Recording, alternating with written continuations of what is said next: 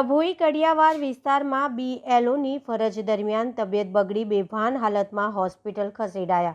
ડભોઈના કડિયાવાડ વિસ્તારમાં ફરજ બજાવતા વધુ એક BLOની તબિયત લથડી હોવાનો બનાવ સામે આવ્યો છે. મુસ્તાક મંસૂરી નામના BLO ફિલ્ડમાં કામગીરી દરમિયાન અચાનક બેભાન થઈને પડ્યા હતા. ઘટનાની જાણ થતાં જ ટીમ દ્વારા તેમને તાત્કાલિક સારવાર અર્થે ખાનગી હોસ્પિટલમાં ખસેડવામાં આવ્યા હતા, જ્યાં હાલમાં તેમની સારવાર ચાલુ છે. પ્રાથમિક અંદાજ મુજબ ઊંચા બ્લડ પ્રેશરના કારણે તેઓ બેભાન થયા હોવાની શક્યતાઓ વ્યક્ત થઈ રહી છે.